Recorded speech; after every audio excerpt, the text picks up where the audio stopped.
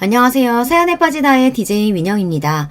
오늘도 두 가지 사연 준비되어 있으니 끝까지 함께 해주시고요. 오늘의 사연도 재미있게 들어주세요. 그럼 구독과 좋아요 버튼 눌러주시고 오늘의 사연 함께 시작해 볼게요. 안녕하세요. 저는 회사에 다니며 평범하게 살아가고 있는 여성입니다. 매일 출퇴근하면서 귀에 이어폰을 꽂고 여기 유튜브 영상을 보는 재미에 푹 빠져 있어요. 너무 흥미진진한 다양한 사연들을 듣다 보면 시간 가는 줄 모르게 되는 거예요. 여러분께서는 자극적이고 놀라운 일화를 들으면 어떤 생각이 드시나요? 저는 예전 같으면 설마 이런 일이 진짜 일어날까 의심했었는데 제가 직접 겪고 나니 이제는 충분히 있을 수 있다는 공감이 됩니다. 세상엔 참 별의별 사람들이 다 있더군요. 그래서 저 역시 제가 겪었던 이야기를 들려드릴까 합니다. 감사하게도 저는 부유한 집안에서 태어났습니다. 물론 어디 회사를 소유할 정도로 그런 엄청난 부자는 아니지만 집안 자체가 돈 걱정이 없는 그런 가정에서 막내딸로 태어났어요. 아버지는 금융업에 종사하셨는데 퇴임하시기 전 은행장까지 오른 분이셨죠. 신문에 날만한 정재계 인사분들과 교류하실 만큼 사회적 지위를 쌓은 분이 우리 아버지셨어요.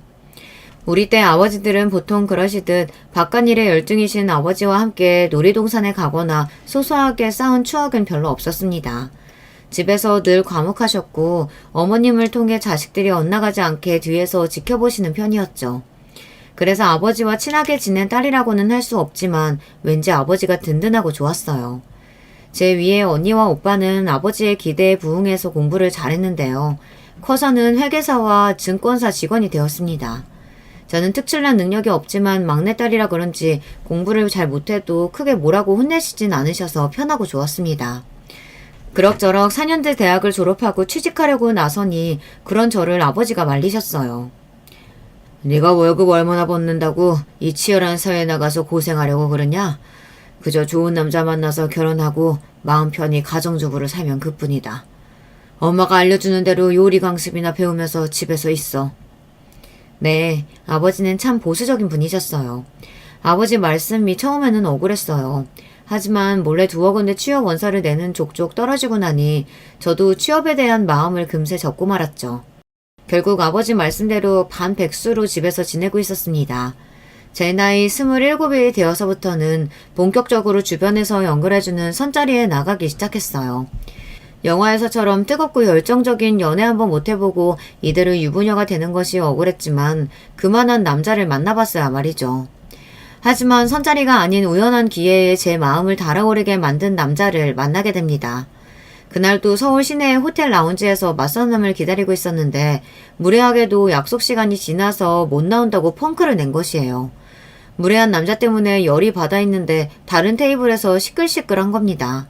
어떤 여자가 맞은편에 앉은 남자에게 물을 끼얹어버리면서 뭐라뭐라 쏘아붙이고는 호텔 라운지에서 나가버렸어요.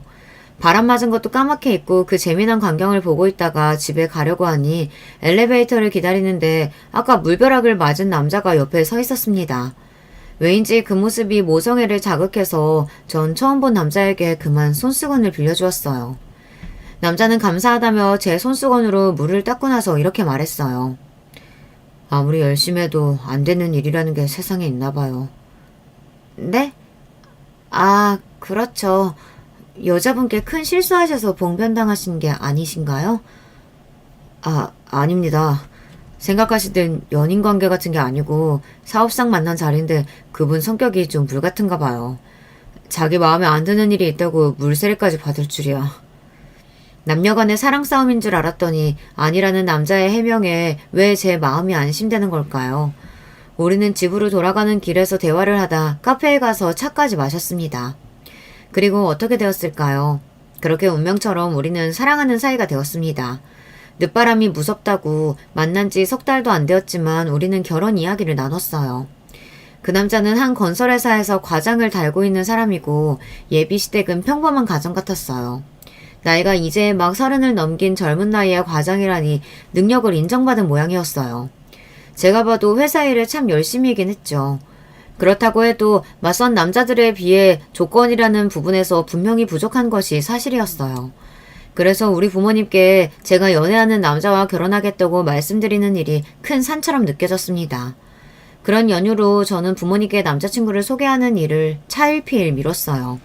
결국 답답했던 남자친구가 데이트가 끝나고 집에 데려다주는 길에 무작정 우리 집에 같이 들어오겠다고 나온 겁니다. 너무 황당한 저는 그를 말려봤지만 그는 불도저처럼 밀어붙이더군요. 그렇게 엉겁결에 부모님과 처음 인사드리고 결혼 이야기까지 나누며 우리 관계는 진전되기 시작했습니다. 처음에는 남자친구를 탐탁지 않아 하던 아버지도 몇 번 만나보고 나선 체념하듯 제 결혼을 허락하고 마셨어요. 그렇게 우리 부모님의 결혼 허락을 받고 나자 남자친구는 속전속결로 다음날 자신의 본가에 저를 데려갔습니다. 남자친구 부모님께 저는 인사를 드리고 어렵지 않게 결혼 허락을 받았죠. 그러고 보니 그날 뵌 남자친구 어머님이 우스워 보였던 일화가 떠오르네요. 이렇게 만나서 반가워요. 아가씨는 하는 일이 뭔가? 네, 제가 취직을 해보고 싶었는데요. 조신하게 신부 수업이나 받으라는 아버지 말씀으로 막상 일을 해보지는 못했어요. 아니, 그럼 백수라고? 그건 안 될 말이지. 요즘 같은 시대에 남편 혼자 벌어서 어찌 산다고? 엄마, 이 사람한테 그러지 마세요. 이 사람 은행장 딸이에요. 있는 집 딸인데 괜히 취직할 필요가 없지. 그 소리에 시몬은 손바닥 뒤집듯 저에 대한 표정과 태도가 확 바뀌었습니다. 뭐?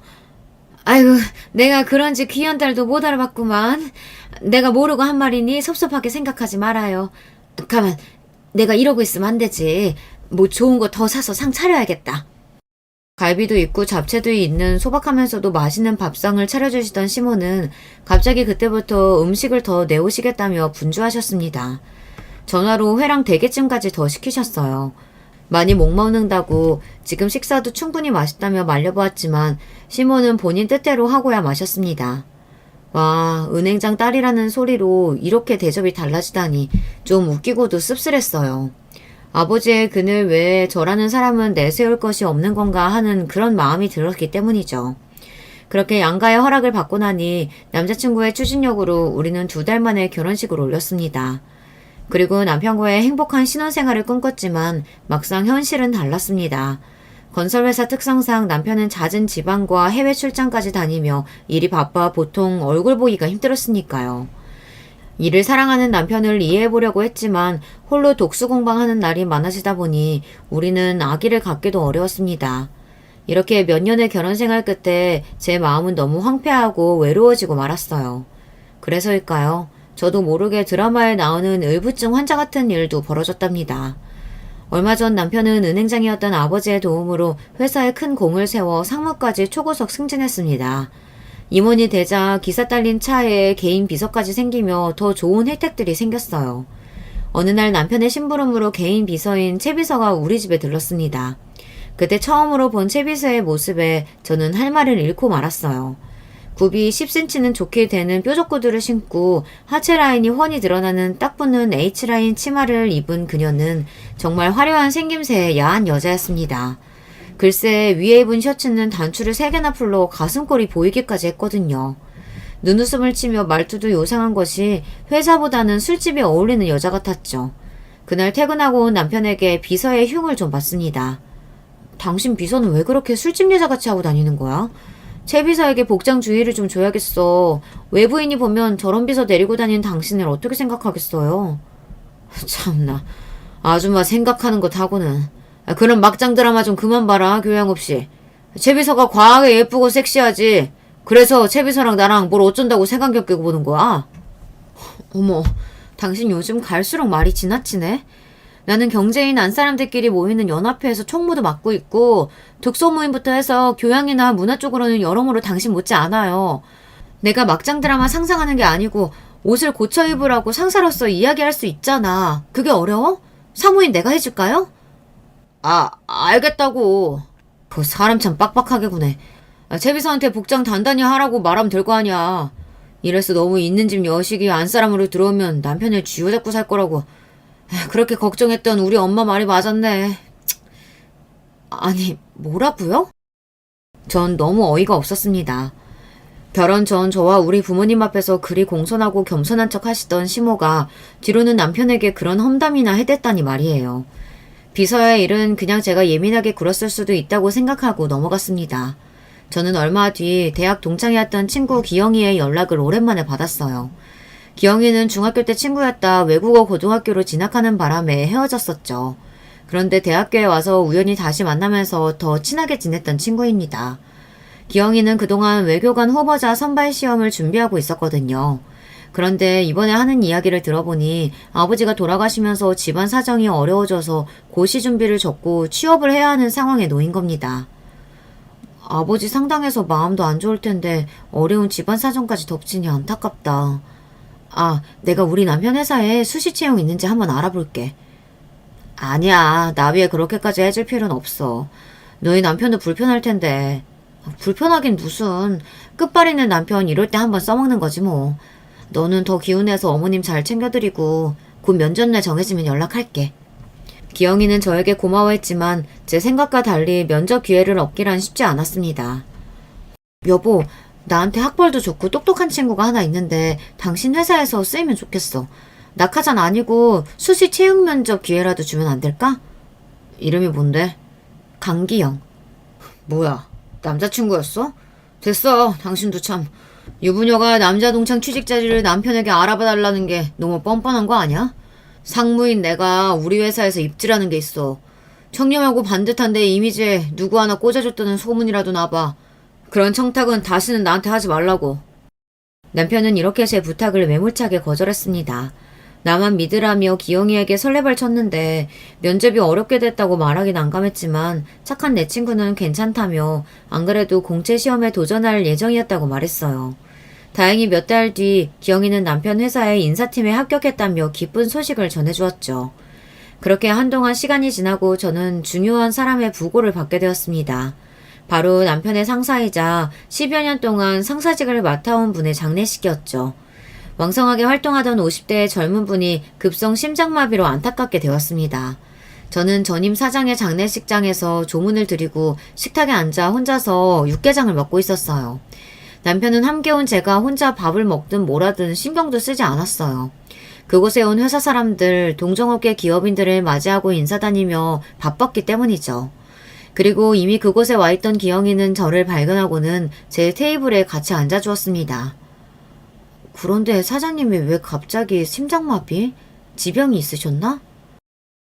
글쎄, 의아함이 남는 죽음이긴 하지. 그런데 말이야, 회사에서 지켜본 네 남편은 생각만큼 좋은 사람이 아니더라. 너도 네 남편 너무 믿지는 마라. 갑자기 심각한 얼굴로 이런 말을 하는 기영이가 이상해 보였지만 대수롭지 않게 넘겼습니다. 그리고 집에 돌아온 남편에게 이런 조언을 해주었어요. 여보, 오늘 사장님 장례식장에서 당신 보기 좀 그렇더라. 그게 또 무슨 말이야? 아니, 제3자의 눈으로 지켜보니 말이야. 자기가 상주도 아니면서 거기서 마치 국회의원이 선거 유세하듯 여기저기 인맥 뻗치느라 분주해 보이더라고. 그 모습이 그리 좋아 보이진 않았어. 당신 바로 위 직속 상사가 하루아침에 죽음이 되었는데 당신은 별로 슬퍼 보이는 모습도 안 보이던데 다른 사람들 눈에는 어떻겠어. 그 쓸데없이 입방아들은. 그리고 당신 같은 주부가 무슨 회사 사정을 안다 그래. 가서 내 보약이나 갖고 와. 제 말에 양심이 찔려서 그랬는지 남편은 헛기침만 해대면서 더 이상의 대화를 피했습니다. 하지만 제 시선은 틀리지 않았음을 알게 되었어요. 장례식이 끝나고부터 남편은 이렇게 말했어요. 이제 나 방해하던 큰 돌도 치웠으니 내 회사 인생은 탄탄대로겠구만. 라며 대놓고 좋아하게 됐습니다. 공석이 된 사장 자리는 남편에게 돌아갈 것이 확정되었거든요. 저야 사장 사모님이 돼서 영광스러운 것이 분명했습니다. 하지만 저렇게 노골적으로 좋아하는 남편의 모습이 왜 이렇게 꼴보기 싫은 걸까요? 남의 죽음이라는 불행을 딛고 올라선 자신의 행운을 좋아하는 것이 인간의 실체일까요? 내가 드디어 이 회사의 왕자에 올랐다. 이날을 위해 얼마나 개같이 고생하면서 달려왔는지. 여보, 이제 한 달 뒤에 취임식하고 정식으로 사장님 된다. 당신은 운 좋은 줄 알아. 사장님 사모 되는 거라고. 네네. 능력 있는 남편님 덕분에 저도 사장 사모님 소리 들으니 아주 영광이네요. 근데 이제 그만 좀 웃으세요. 우리 아빠도 사장님이셨지만 당신만큼은 아니었어. 아빠 말씀이 벼는 익을수록 고개를 숙인다고 높은 자리에 있을수록 더 겸손한 마음을 가져야 한다고 강조하셨다고요.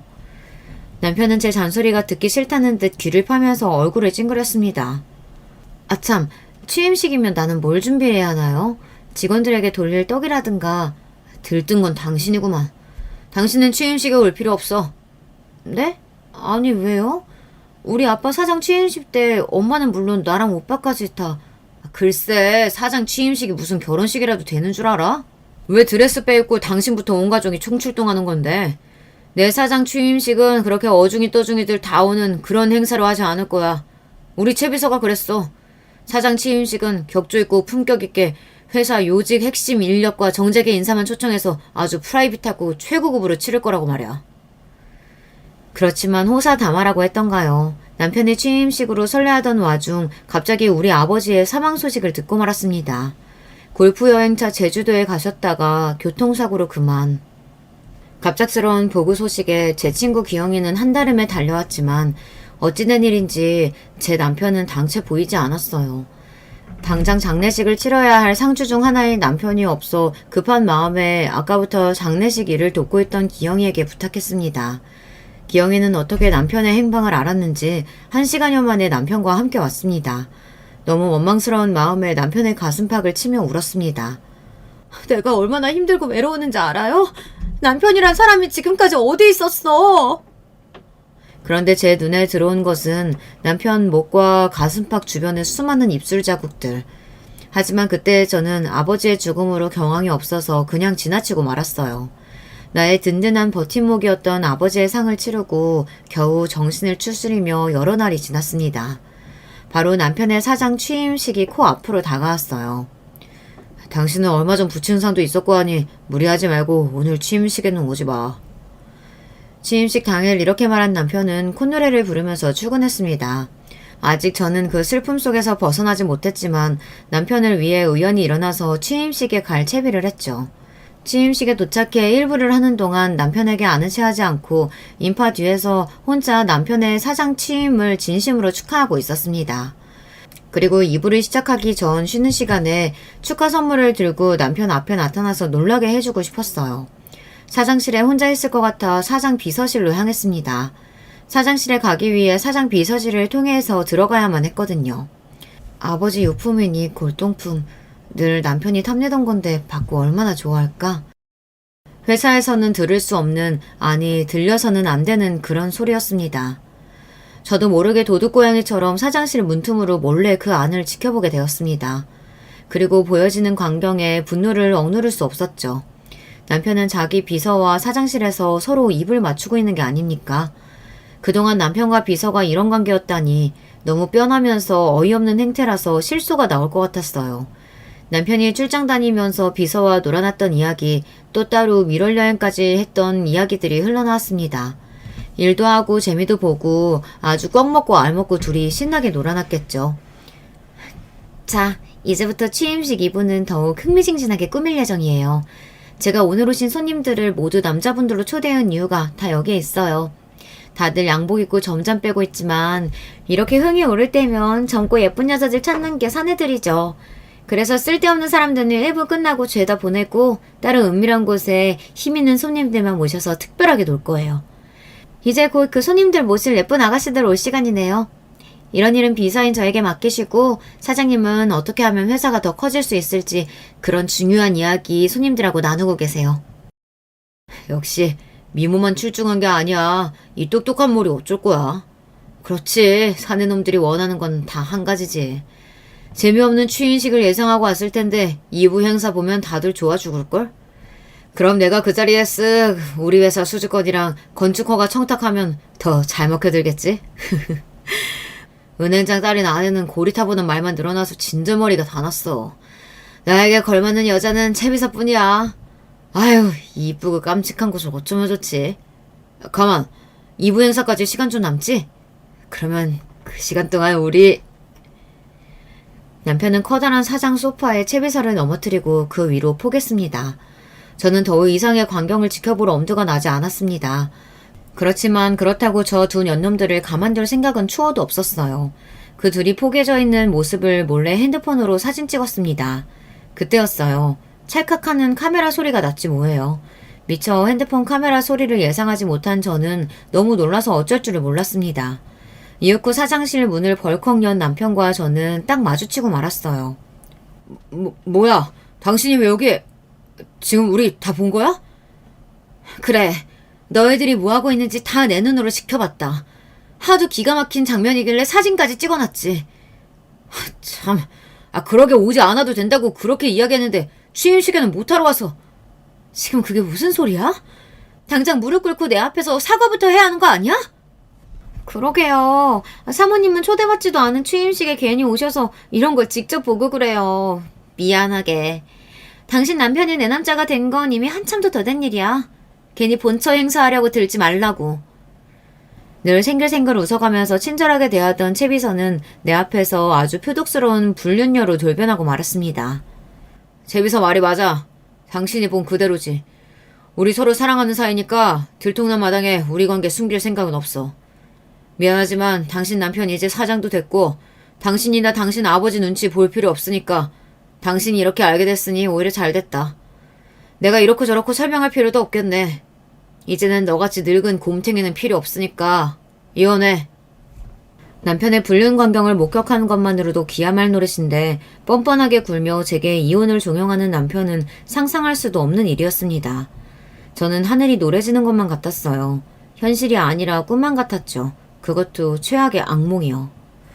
이제 막 사장님 대대 명성에 먹칠하지 않도록 품위 있게 이혼하자고. 내일 우리 쪽 이혼 변호사 연락할 테니까 괜한 싸움 일으킬 생각 말고 조용히, 아주 조용히 이혼하고 내 앞에서 사라져줘. 그러게요. 평소에 그렇게도 품위 있는 세무님이었으니까 기대할게요. 설마 하니 남편이나 불륜녀한테 모욕 주고 복수하고 뭐 그런 건 아닐 거라고 믿어요. 은행장 딸답게 조신하고 얌전하게 이혼 서류에 사인해주면 되겠습니다. 이혼하고 나면 나랑 바로 결혼식 올려야죠, 사장님? 입 아프게 뭐 당연한 말을 하고 그래. 내가 왜 굳이 지금 이혼하겠어. 우리 애인이랑 결혼해서 한 집에서 뒹굴고 살려고 하지. 믿을 수가 없었습니다. 내 앞에서 남편과 불륜녀가 하는 말이 이토록 짐승 같을 수 있을까요? 눈물이 쏟아질 것 같았지만 그들 앞에서 절대 눈물을 보일 수 없었기 때문에 황급히 돌아서서 나왔습니다. 그리고 그런 저를 보며 그 두 사람은 낄낄대면서 비웃어댔어요.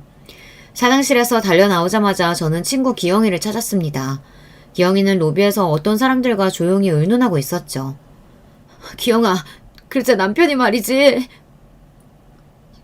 기영이는 함께 의논하던 사람들과 대화를 급히 마무리해서 보내고 저를 조용한 방으로 안내했습니다. 지금 사람들 보는 눈이 많아서 여기서 조용히 나한테 이야기해봐. 지연아, 왜 그래? 무슨 일 있었어? 나 보고야 말았어. 집에서 그 앙큼한 계집애가 남편이랑 사실 그렇고 그런 관계라는 거. 창피해 죽겠고 그들한테 화가 나서 지금 어떻게 해야 할지 모르겠다고. 기영이는 조용히 제 말을 들어주며 손수건으로 눈물을 닦아주고 있었습니다. 그리고 제 손을 잡고 자기 이야기를 하기 시작했어요. 지연이, 너에게는 내가 입이 10개라도 할 말이 없다. 정말 미안하지만 사실 전부터 네 남편이 비서와 그런 관계라는 거 알고 있었어. 솔직히 말하면 우리 비서질 사람들 모두 알고 있는 사실이야. 나도 처음에는 너처럼 내 남편한테 화가 났지. 네가 나한테 어떤 친구니? 그래서 내 나름대로 네 남편의 잘못을 캐면서 언젠가 저 남자를 끌어내려야겠다고 계획하고 있었어. 그러니까 지연아, 나만 믿고 내 계획 따라줄 수 있겠니? 응, 나 지금 기댈 곳이 너밖에 없다, 기영아. 너한테 다 믿고 맡길게. 제발 부탁해. 나 이렇게 만든 남편이랑 채비서한테 복수해줘. 저는 지금 실신하기 직전의 상태라 격해지는 감정을 참고 조용히 집에 가야 했습니다. 그리고 엄마가 계신 집으로 가서 심신을 안정하면서 앞으로 어떻게 해야 좋을지 혼자 고민하고 있었어요. 그렇지만 기영이는 자신이 계획했던 일을 하느라 바빴습니다. 기영이가 무엇을 하고 있을지 궁금할 즈음 그는 우리 집 앞 편의점에 와서 맥주 한 캔을 두고 놀라운 이야기를 들려줬습니다. 알고 보니 채비서의 실체는 꽃뱀이었다고 합니다. 남자를 후려서 돈이건 마음이건 다 착취해내는 그런 꽃뱀이요. 대학생 시절부터 술집 여자 일도 하고 돈 많은 남자들 등쳐먹고 사는 것으로 유명했다네요. 이 회사에 입사해서 다른 부서가 아닌 비서 자리를 꿰찬 것도 남편이 사장이 되면 사모님 자리를 자신이 꿰찰 속셈 때문이었습니다. 심지어 비서는 따로 5살이나 어린 잘생긴 남자친구도 함께 만나고 있었다는군요. 남편에게서 받은 돈과 선물은 일부 그 남자에게 흘러가고 있었으니 이 사실을 남편이 알고나 있는 걸까요? 그렇게 살아온 채비서니까 그 퇴폐적인 취임식 이부를 생각해낼 수 있었던 겁니다. 일반적인 경제인들에게 그 이부 행사는 말도 안 되는 일이었습니다. 그런 요정정치, 술집 청탁도 사실 옛날 일이고 지금은 큰일 날 일인데 채비서나 그것을 좋다고 한 남편이나 정말 수준 떨어지는 것들이 아닐 수 없었습니다. 그리고 취임식 이부에 대한 뒷말이 나왔다고 기영이는 이야기했습니다. 어디서 술집 아가씨 같은 야한 옷을 입은 여자들이 이부 행사장으로 들어와서 손님들 옆에 한 명씩 앉았다고 하네요. 의식이 있고 정상적인 사람들은 이미 기암에서 그 자리에서 물리치고 나와버렸고 그런 것을 좋아하는 부패한 사람들만 남아서 여자들과 음탕하게 놀았던 것이죠. 하지만 그 모습은 결코 그들의 뜻대로 은밀하게 남을 수 없었습니다. 기영이가 사전에 계획했던 대로 그 2부 행사장에 몰래카메라를 설치해둔 것이었어요. 그리고 남편은 물론 부패한 정재계 인사 그리고 술집 여자들까지 그들이 한 행태 하나하나가 고스란히 찍혔습니다. 그 촬영 영상을 빌미로 참석했던 인사들에게 기영이는 협박을 했죠. 저는 건설회사의 한 영심적인 직원입니다. 저는 우연히 신임 사장 취임식에서 이런 광경을 목격하고 공익을 위해 제보해야 하나 고민하고 있죠. 이 영상이 바로 언론사나 인터넷 게시판에 올라가는 것이 나을지 아니면 저와 협력관계를 이루는 것이 나을지는 영상을 보고 판단하시기 바랍니다. 이후 제가 드리는 요청에 협조해 주신다면 이 영상은 아무도 모르게 폐기할 것을 약속드립니다. 그 손님들은 가진 것이 많은 자들이었어요. 부와 권력, 아내와 자식들이 있는 가정까지. 이 영상 하나로 그 모든 것을 송두리째 앗아갈 수 있었기 때문에 그들에게는 그 무엇보다 두려운 존재였겠죠. 문자를 받은 몇몇 인사는 돈을 요구하는 거냐, 얼마면 되냐, 협박이 중재인 것은 아느냐, 너 콩밥 먹고 싶냐, 이렇게 과격하게 나왔다고 합니다. 하지만 그런 자들조차 하루 만에 제가 어제 드린 연락에 머리 숙여 사과드립니다. 뭐든지 원하는 것은 들어드릴 테니 절대 영상을 풀어서는 안 됩니다. 이렇게 잔뜩 엎드려서 분부만 기다리고 있는 처지가 되었네요. 내 남편을 겪어보니 이런 똑같은 작자들도 한심하고 그들의 가족까지 불쌍할 지경이었어요. 저는 그 영상을 공개해서 그 가족들이 실체를 알았으면 했죠. 하지만 기영이는 저를 막아섰습니다. 안 돼. 우리가 감정적으로 나오면 모든 일을 그르칠 거야. 네 복수의 상대는 전 남편과 채비서라는 사실을 잊어서는 안 돼.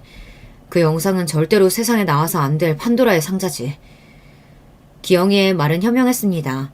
결국 저는 기영이가 하자는 대로 따랐습니다. 기영이는 그들이 애가 타도록 며칠 뒤에야 문자를 보냈습니다. 저는 지금 취임한 신임 사장의 부도덕하고 파렴치한 행태를 참을 수 없기에 그를 끌어내리려고 합니다. 그와 회사에 대한 약조를 하신 부분은 절대 들어주시면 안 됩니다. 또한 사장의 해임한 이사회를 열 때 해임에 한 표를 던져주셔야 합니다. 그리고 사장이 저질러온 횡령과 직원들에 대한 갑질 정황에 대해 정제계에 퍼뜨려서 아주 이 업계에서 매장될 수 있도록 협조해 주십시오. 전 돈이나 여타 다른 것은 필요 없습니다. 오로지 건설회사 사장 자리에서 지금 한 사장을 끌어내리는 것뿐이죠. 사람이란 참 웃깁니다. 아니 권력을 가진 자들이라 더욱 그런 걸까요? 처음에는 자기들에게서 돈이든 뭐든 뜯어갈 줄 알았던 협박범이 원하는 것은 오로지 남편의 파멸이라고 하니 그들은 손을 들어 환영했습니다. 그리고 그들 모두 하나같이 굳게 기영이에게 협조를 약속했어요. 지연아, 하나 남은 계획이 있어. 이건 너의 도움이 필요한 일이야. 뭔지 말해봐. 네 말이라면 뭐든지 다 들어줄 수 있어. 너희 아버지께서 예전에 남편 위해서 회사에 큰 자금 대출을 승인해준 적 있잖아. 이번에는 반대로 그 은행장들에게 긴급 자금 회수라는 회사에 압력을 가하는 거야. 아, 그러니까 우리 아빠 힘으로 그 자리까지 올라간 인간을 이번엔 반대로 끌어내리자는 거네? 정말 좋은 생각이다. 그 은행장들은 우리 아버지와 긴밀한 관계셨고 저를 어릴 때부터 봐오셨던 삼촌 같은 분들이셨어요. 그래서 저는 어렵지 않게 그분들을 찾아뵐 수 있었습니다. 지연아, 아버지 갑자기 그렇게 되시고 엄마랑 잘 지내고 있는 거니? 그래, 나를 찾아온 이유가 뭐니? 뭐 부탁할 게 있다고? 저는 솔직하게 겪어온 상황을 모두 말씀드리고 남편에게 복수할 수 있도록 도와주십사 말씀드렸어요. 그리고 삼촌은 그 남편의 천인공노할 악행을 들으시고는 크게 진노하셨습니다. 우리 형님이 부탁하셔서 그 건설에서 도움 준 건데 그 은공도 모르고? 걱정 마라. 우리 은행은 물론이고 그때 대출 승인해준 은행장 모두에게 내 연락 돌리마. 그 자식이 사장 자리에 있는 한 우리 은행들은 앞으로도 절대 자금 대출 하지 않을 거라고 단단히 일러주겠어. 이렇게 저를 위해 모든 인맥을 동원하실 거라고 약조해 주셨어요. 제가 이 일을 도모하는 동안 기영이는 회사의 몇몇 대주주와 은밀히 접촉했습니다. 그리고 취임식 이후에서 벌어진 일과 남편이 벌여온 횡령과 불륜 행각에 대해 털어놓았습니다. 세상에 믿을 수가 없네요. 2020년대에 이런 일이 바로 내 회사에서 벌어지고 있다니. 어쩐지 10년 넘게 회사 잘 운영하던 전임 사장이 갑자기 그렇게 되고 나서 올라온 인물이 그럼 그렇지. 애초에 난 한 사장 반대했었다고. 보여준 이 모든 게 사실이 맞나요? 그러면 우리 대주주들이 이러고 있으면 안 되는 거 아니겠습니까? 하루라도 빨리 한 사장 끌어내려야죠. 그렇게 광분한 대주주들은 조만간 남편의 사장 해임안을 상정하는 주주회의를 개최하기로 했습니다. 이제 기영이와 제가 준비한 복수극은 마무리에 다다랐습니다. 2주 뒤에 열릴 사장 해임 주주회의에서 전 남편은 처절하게 짓밟힐 것입니다. 그러던 중 갑자기 집에 남편이 찾아왔습니다. 오해는 하지 마. 내 집 가지러 들른 것뿐이야. 아예 채비서랑 살집 마련했거든.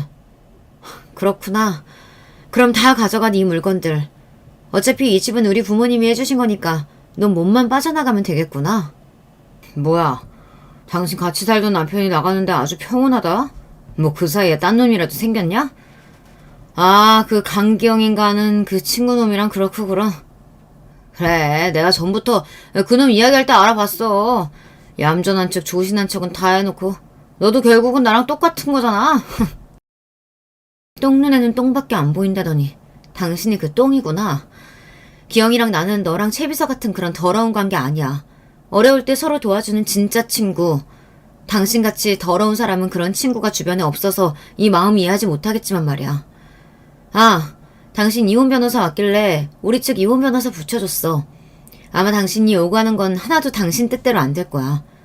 잘 들어도 당신은 곧 땅을 치고 지난날을 후회하게 될 거고 이 집도 우리 재산도 땡전 한 푼 못 받고 거지로 나가게 될 거야. 그 신세가 되었을 때 네가 아끼고 총애하는 채비서가 어떻게 나올지 아주 궁금해지는데? 그날이 오면 내가 구경하러 갈게. 팝콘 사들고서 말이지. 남편은 이렇게 단호하게 자신에게 험한 말을 늘어놓는 저를 보고 믿기지 않는다는 표정을 지었습니다. 그리고 생각도 하기 싫다는 듯 자기 집만 챙기고 급히 집에서 나갔습니다. 저는 바로 이 집을 부동산에 매도하겠다고 연락했어요. 그 더러운 전 남편과의 추억이 깃든 집은 이제 제게 필요가 없으니까요. 남편에게 배신당한 뒤로 저는 저 자신을 돌아봤습니다. 좋은 집 딸로 운 좋게 태어나서 잘 먹고 잘 살고 결혼한 뒤에도 경제적 궁핍 없이 남편 뒷바라지만 하면서 지내온 세월이 무상하더군요. 남편에게 제 모든 것을 올인했던 만큼 그에게 버림받고 나니 저는 스스로 일어설 수 없을 만큼 무력했습니다. 그리고 깨닫게 되었어요. 내가 내 인생을 스스로 노력해서 성취한 것이 하나도 없구나. 이제는 집안의 요구대로 남편의 성공에 나를 맞추지 말고 내 자신을 위해서 홀로 서기를 해보기로 결심했습니다. 남편과 살고 있던 집을 팔고 나서 엄마가 계신 본가로 들어가지 않았습니다. 대신 저렴한 원룸을 하나 얻어 간소하게 살림을 꾸리고 살았죠. 이혼한 네가 어디 조그만 원룸에 산다고? 언제부터 그런 데 살아봤다고 그러는 거야. 청승 떨지 말고 집으로 들어와. 엄마는 방이 5개 이상인 저택에만 살아본 제가 어떻게 그런 데서 살 수 있겠냐고 걱정하셨지만 저는 도리어 좋았습니다. 앞으로 제가 살 집은 크건 작건 간에 오롯이 제가 벌어서 마련하는 곳으로 하고 싶었으니까요.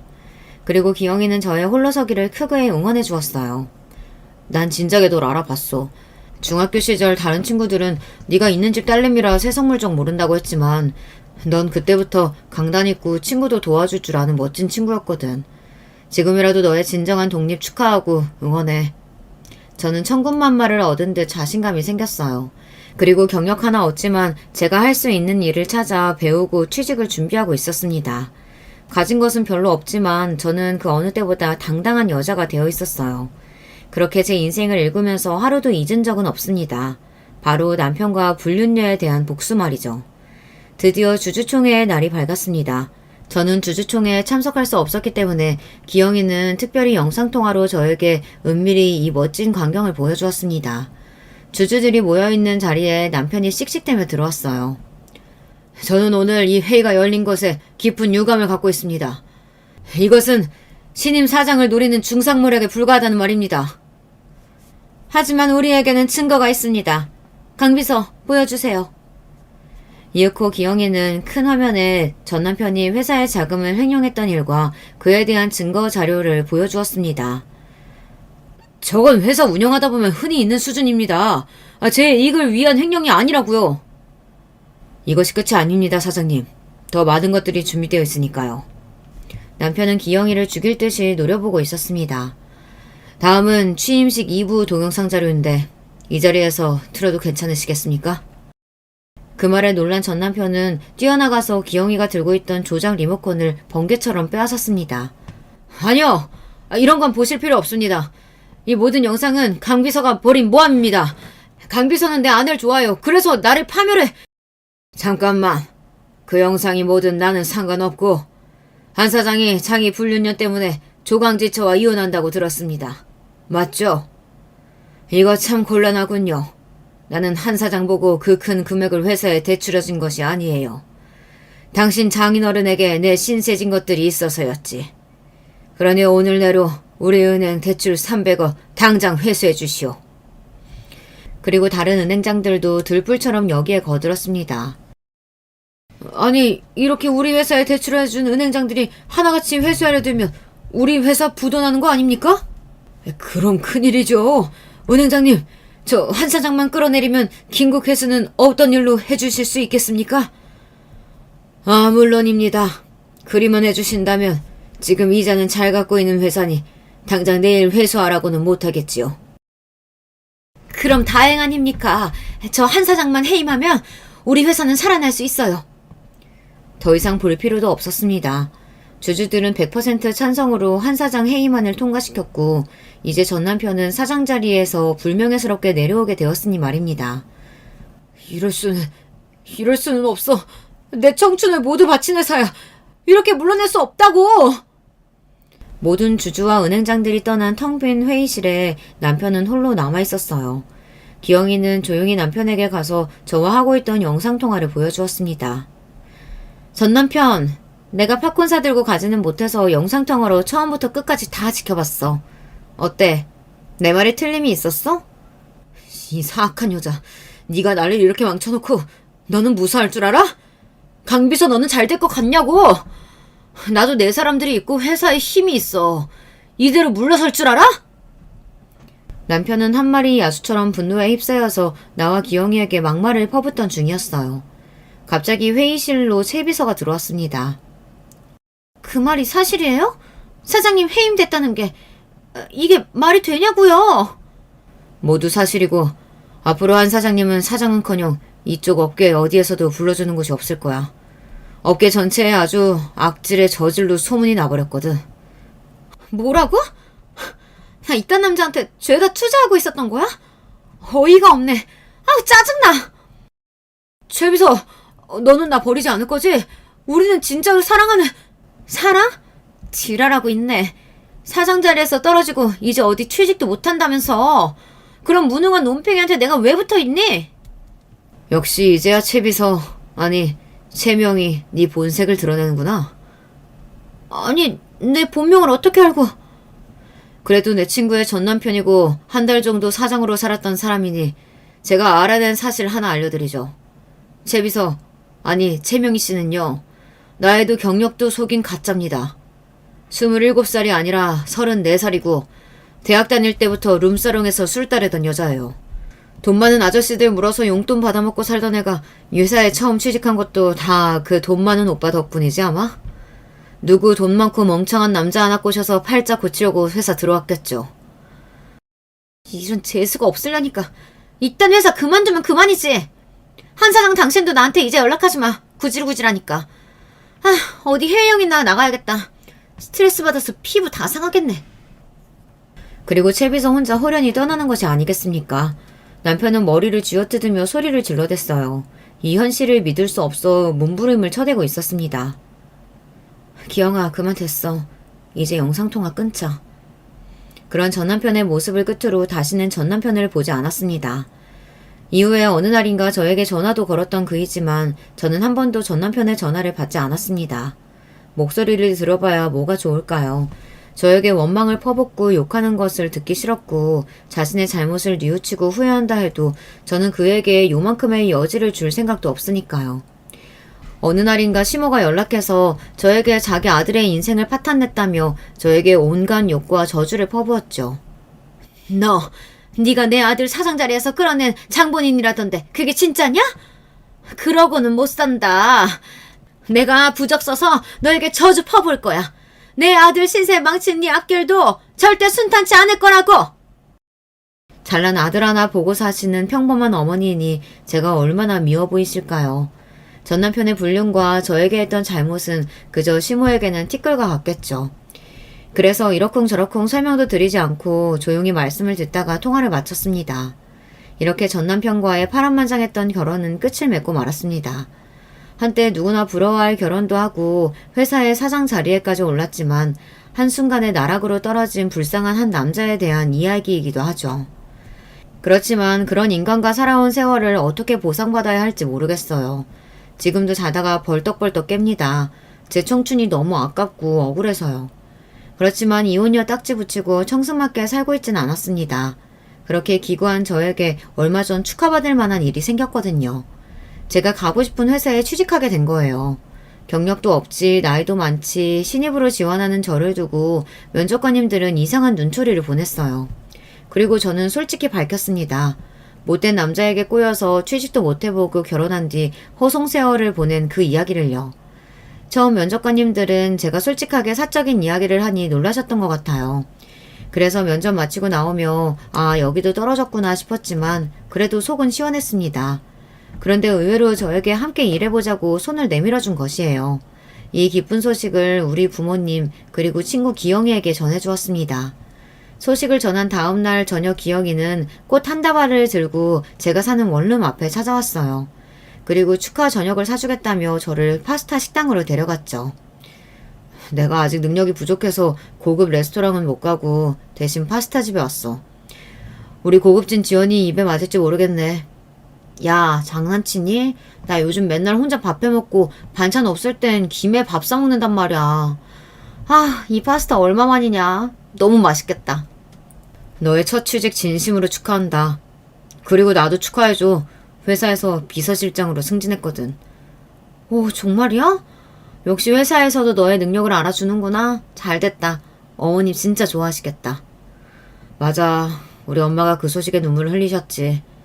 그리고 엄마가 너 한번 집에 데려오래. 뜨끈한 집밥 먹이고 싶다고. 좋지. 너희 엄마 음식 솜씨 좋으셨잖아. 중학교 이후로 얼마만이야? 에휴, 이 바보야. 물론 얘 친구라 밥 해주시는 거기도 하지만 내가 엄마한테 털어놓았거든. 우리 엄마도 이미 눈치채고는 있으셨지만. 저는 기영이의 말이 무슨 말인지 영문을 몰라 했습니다. 그리고 기영이는 저에게 첫 고백을 했습니다. 나 너 좋아한다고. 아니 옛날부터 너를 좋아했단 말이야. 그래서 엄마가 너 한번 보고 싶다고 하신 거야. 제가 눈치가 없었던 걸까요? 하지만 기영이는 저와 만나는 동안 조금 더 추근되는 남자가 아니었단 말이에요. 우리는 손 한 번 잡아본 적 없는 그냥 친구였는데 게다가 저의 더러운 이혼 과정을 지켜본 사람이 나에게 고백을 해주다니 믿을 수가 없었습니다. 그 뒤로는 파스타가 입으로 들어가는지 코로 들어가는지 기억도 나지 않고 가게를 나오자마자 서둘러 집에 왔어요. 가슴이 너무 쿵딱거려서 뭘 할 수가 있어야 말이죠. 집에 돌아온 뒤 기영이는 저에게 문자를 보냈어요. 지연아, 아까 너무 놀랐지? 너에게 부담 준 것 같아서 미안해. 하지만 난 오랫동안 숨겨온 진심이니까 언젠가는 네가 받아줄 거라고 믿는다. 그 뒤로 가끔 기영이와 연락하며 고백은 없었던 듯 친구처럼 대하고는 있지만 제 마음은 넘실대는 파도처럼 일렁였어요. 저도 아직 제 마음을 잘 모르겠어요. 그리고 전 이혼녀잖아요. 결혼도 안 한 기영이에게 언감생신 그건 못할 짓이니까요. 그렇지만 늘 제 곁을 든든하게 지켜주고 전 남편의 복수를 도와준 기영이는 이제 제 삶에 없어서는 안 될 존재가 되었죠. 그저 친구처럼 평생을 갈 줄만 알았을 뿐 그래서 제 마음은 아직 갈팡질팡입니다. 사실 제가 여기에 사연을 보내게 된 것도 바로 이 고민 때문이에요. 주변 사람들과는 나누기 어려운 그런 민감한 일이니까요. 제가 기영이와 연인으로 만나는 것이 괜찮을지, 혹여 결혼까지 가도 너무 뻔뻔한 일은 아닐지 생각을 나눠주세요. 이혼녀와 미혼남의 결혼이라니 이렇게 욕을 하셔도 전 어쩔 수 없고요. 여러분들의 남겨주신 댓글을 찾아보고 제 마음을 잘 정해보고 싶습니다. 그럼 저는 여기서 인사를 드려도 될까요? 늘 건강하고 행복하세요, 구독자님들. 안녕하세요. 저는 얼마 전 인천으로 이사를 해서 새로운 일상을 기대하고 있는 여성인데요. 이사를 해서 그런가 제 지난 날들을 문득 돌아보게 되었어요. 후회하면서 살지 않는 것은 불가능하다고 하지만 아무리 생각해도 지나간 날들 속의 선택이 후회되어서 가끔씩 허탈해지네요. 제가 어느새 팬이 되어서 애청하고 있는 채널에 제가 겪은 일을 보내면서 제 안의 허탈함, 후회도 날려버리고자 하는 소망이 있네요. 어디 가서 제 이야기를 자세히 떠들어본 적은 없어요. 너무 창피하고 부끄러워서 그랬죠.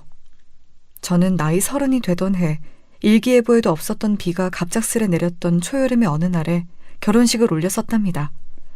지금 생각해보면 그렇게 운이 따라주지 못했던 날씨마저 미래를 예견해주는 장치였나 싶네요.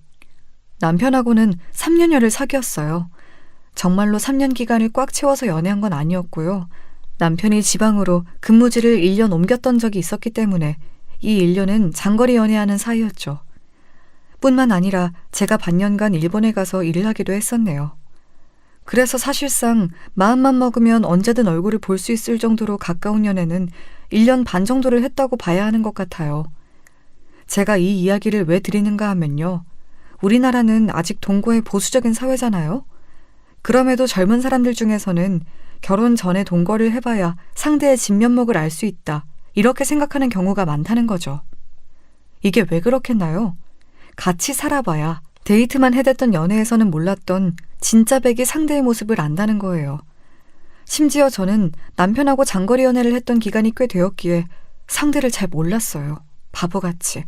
오히려 다른 측면에서 생각을 했죠. 멀리 떨어져서도 이렇게 서로에 대한 애정이 식지 않고 만나면 싸우지도 않고 교제를 잘 하는데 결혼해서는 얼마나 더 잘 지낼까? 아무래도 오빠하고 나는 천생연분인 것 같아. 그렇지 않고서야 이렇게 평온한 사이를 벌써 3년 가까이 유지하는 게 말이 돼? 와, 신기하다. 나도 맨날 그런 생각하고 있었는데 우린 어쩜 이렇게 서로 싸울 일도 없이 잘 맞을 수가 있지? 우리 그냥 더 시간 끌지 말고 결혼할까? 남편이 장난스럽게 꺼냈던 결혼이라는 말, 그게 시작이었어요. 그걸 기점으로 저희는 결혼을 준비하기 시작했었죠. 그러나 연애하고 결혼은 천지 차이, 그야말로 하늘과 땅 차이였어요.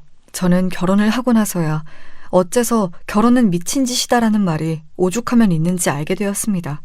당시에는 솔직히 자존심 때문이라도 결혼을 후회하지 않으려고, 제가 한 선택에 불만을 갖지 않으려고 꾸역꾸역 좋은 쪽으로 어떻게든 생각을 했었는데요. 그런 억지 노력도 한두 번이지 매번 사람을 돌아버리게 만드는 남편 때문에 도저히 계속 그럴 수가 없었어요. 결혼 전에는 싸울 일도 없었던 남편하고 제가 갑자기 치고받고 싸우기라도 했냐고요? 차라리 그런 거라면 나았을 것 같아요.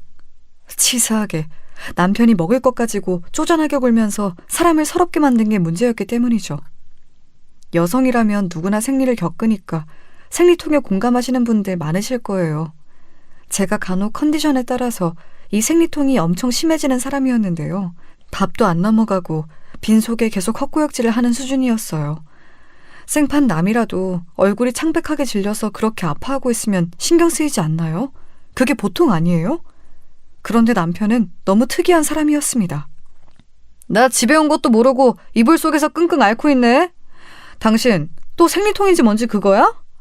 일하고 돌아와서 피곤해 죽겠는데 마누라가 죽상하고 있으니까 전혀 힘이 안 난다. 저녁밥도 안 해놓고. 그럼 난 뭘 먹으라는 건지. 여보, 왔어? 하도 아파서 앓느라 들어오는 소리도 안 들렸네. 냉장고에 감자 조림하고 김치 볶아놓은 거 하고 이것저것 있으니까 알아서 꺼내다가 차려 먹어. 밥솥에 밥 있어. 밥도 차갑고 반찬도 차가운 거네? 전자레인지에 데워 먹기 싫은데. 갓 지은 밥으로 먹고 싶은데. 나 뚝배기에서 팔팔 끓는 찌개 먹고 싶은데. 아니면 따끈한 계란찜 같은 거 먹고 싶은데. 자꾸 그러고 싶다고 말만 하지 말고 여보가 직접 그렇게 해먹어. 난 하루 종일 물만 간신히 삼켰어. 힘도 하나 없는 사람한테 그런 거 말해봤자 소용없어. 그리고 여보만 이래? 나도 낮에 컴퓨터로 작업했고 아파서 밀린 게 있어서 이따 새벽에 잠 못 자고 계속 일해야 돼. 생리통 그거 너무 걸리적거리네. 당신 그거 생리 빨리 하고 빨리 끊으면 안 돼? 다른 여자들은 그런 거 가지고 별로 고생 안 하는 것 같은데 당신은 자꾸 유별나게 엄살도 심하고 하여간 별로인 것 같아. 저는 제가 잘못 들었나 싶었어요. 생리를 어디 제가 하고 싶어서 하나요? 인체의 신비인 것이고 자연의 섭리니까 하는 것이죠. 그런데 남편이 그런 식으로 말을 하니까 너무 무식해 보였고 한마디로 좀 깬다 싶었어요. 저런 남자일 줄 몰랐어요. 가뜩이나 아파서 예민한데 남편까지 그러니까 너무 서운했죠. 그래도 바깥에서 일하고 온 사람 최대한 배려해주고자 해서 별말은 더 안 얹었어요. 남편도 회사에서 이런저런 일이 많았기 때문에 예민하게 군 걸 거라고 생각했죠. 그런데 아니었어요. 저에게 그런 식으로 모난 말을 던졌던 이유, 자기가 먹고 싶은 저녁밥을 못 먹어서 그랬던 거예요. 얼마 후에 시어머니께 이런 소리를 들었죠. 얘, 너 저녁밥도 안 차린다면서? 우리 아들이 하루 종일 밖에서 돈 버느라 오만 개고생 다 하고 집에 딱 돌아왔는데 빈밥상으로 맞아주다니. 너도 참 너다. 너도 정말 대단하다. 오빠가 그렇게 말씀을 드리던가요? 그거 참 이상하네요. 어머님께 그런 거 전해드릴 시간에 반찬 한 가지라도 만드는 법 배워서 본인이 요리를 하면 될 것을 제가 해줄 때까지 기다리는 거 너무 수동적인 것 같아요. 어머님, 원래 어머님의 아들은 옛날부터 이랬나요? 뭐가 어쩌고 저째? 얘가 이혼 가정에서 난 애라 그런가 말을 할 때 막 하는 경향이 있네? 외동처럼 자라서 그런가 이기적인 면도 있는 것 같고. 제 친정 부모님께서 저 어렸을 때 이혼을 하시긴 했죠. 저희 오빠는 아빠하고 저는 엄마하고 이렇게 각각 떨어져 사느라 제가 외동처럼 자란 것도 맞고요. 그런데 어머님의 아들은 이혼 가정 자식도 아니고 위로 누나만 2명이라 외동으로 자란 것도 아닌데 왜 저보다 잘하지 못해서 혼자 밥도 못 차려 먹나요? 참 희한하네요. 그러자 시어머니께서 한참 언성을 높이시며 잔소리를 쏟아내시더라고요. 저도 내심 너무 감정적으로 말대꾸를 했나 싶어서 아차 싶긴 했기 때문에 가만히 듣고 있었네요. 시어머니께서 당신의 아들만 유별나게 편애하시고 며느리는 얄미워하시는 안 좋은 방향으로 전형적인 분이시긴 했지만 별로 신경은 안 썼어요. 왜냐하면 어차피 제가 시어머니하고 사는 것도 아니었으니까요. 그런데 같이 사는 인간이 제 신경을 계속 건드리면 그건 문제였습니다. 여보, 난 아팠을 뿐인데 왜 내가 밥 안 차려줬다고 그걸 어머님께 벌써 고지고대로 다 일러바쳤어? 어떻게 그럴 수가 있어? 이렇게 쪼잔한 사람이었어? 우리 엄마가 순간 욱해서 그러신 걸 거야. 그러니까 네가 못 들은 척 그냥 넘겨주면 좋겠어. 근데 나보고 쪼잔하다니? 사람이 먹고 사는 것보다 더 중요한 게 어디 있다고. 내가 먹을 거 문제로 속이 좀 상했으니까 우리 엄마한테 그런 얘기도 할 수 있는 건데 그걸 무슨 쪼잔하다고 표현을 하냐? 아, 머리 아파. 난 솔직히 내가 이런 대화를 여보하고 해야 한다는 것 자체가 너무 황당해. 여보, 우리 애들 소꿉장난 아니고 다 큰 어른들끼리 결혼한 거야. 다시는 이런 소모적이고 유치한 걸로 내가 머리 아플 일이 없었으면 좋겠어. 알았지?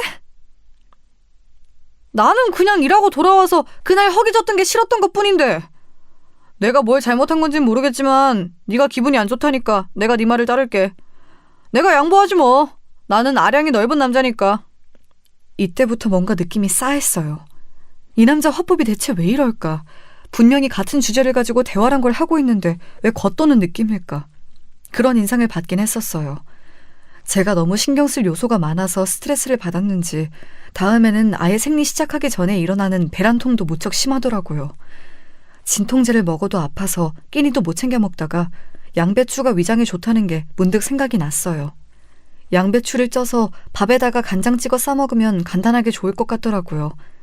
그래서 남편에게 퇴근하면서 집 앞에 있는 식자재 마트에서 양배추 한 통 좀 사달라고 그랬습니다. 남편 줄 밥은 따로 다 차려놓고요. 그런데 귀가한 남편의 손을 보니까 텅 비었더라고요. 여보, 양배추는 어디 있어? 설마 등에 맨 서류 가방에 들어있는 거야? 에이, 여기 양배추가 어떻게 들어가? 없어. 마트에 가보니까 양배추 전혀 없던데? 뭐라고? 아니, 지금이 무슨 양배추 대란이 일어난 것도 아닌데 그게 왜 없어? 그건 1년 365일 마트에서 취급하는 품목 아니야? 진짜로 마트에 없었어? 그거 신선 코너에 따로 들어가야 하는 건 알고 있지?